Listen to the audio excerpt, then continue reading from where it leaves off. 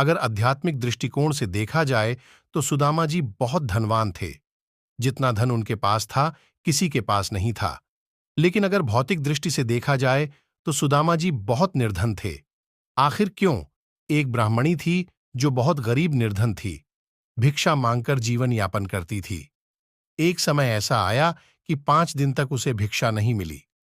वह प्रतिदिन पानी पीकर भगवान का नाम लेकर सो जाती थी। 6वें दिन उसे भिक्षा में 2 मुट्ठी चना मिले।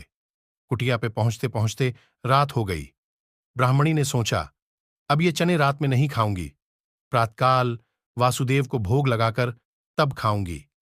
यह सोचकर ब्राह्मणी चनों को कपड़े में बांधकर रख दिया और वासुदेव का नाम जपते जपते सो गई।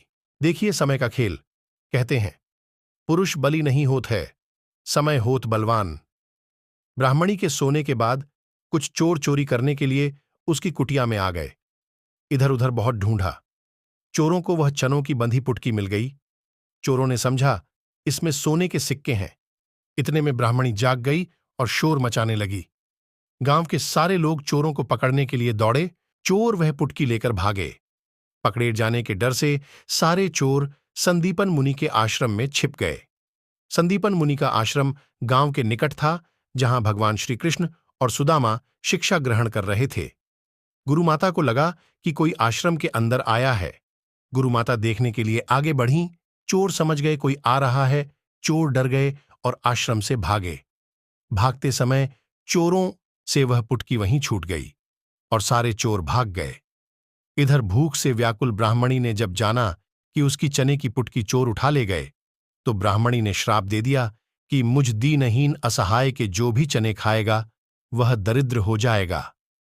उधर प्रातःकाल गुरुमाता आश्रम में झाड़ू लगाने लगी। झाड़ू लगाते समय गुरुमाता को वहीं चने की पुटकी मिली। गुरुमाता ने पुटकी खोल के देखी तो उसमें चने थे। सुदामा जी और कृष्ण भगवान जंगल से लकड़ी लाने जा रहे थे, रोज की तरह। गुरुमाता ने वह चने की पुटकी सुदामा जी को दे दी और कहा, बेटा, जब वन में भूख लगे तो दोनों लोग यह चने खा लेना। सुदामा जी जन्मजात ब्रह्मज्ञानी थे। ज्यों ही चने की पुटकी सुदामा जी ने हाथ में लिया, त्यों ही उन्हें सारा रहस्य मालूम हो गया।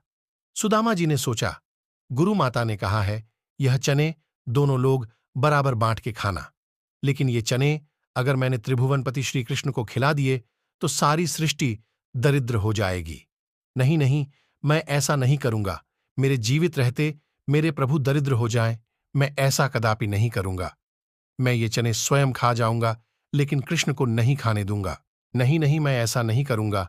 मेरे जीवित रहते मेरे प्रभु दरिद्र हो जाएं, मैं ऐसा कदापि नहीं करूंगा। मैं ये चने स्वयं खा जाऊंगा, लेकिन कृष्ण को नहीं खाने दूंगा। और सुदामा जी ने सारे चने खुद खा लिए। दरिद्रता का श्राप सुदामा जी ने स्वयं ले लिया चने खाकर, लेकिन अपने मित्र श्री कृष्ण को एक भी दाना चना नहीं दिया।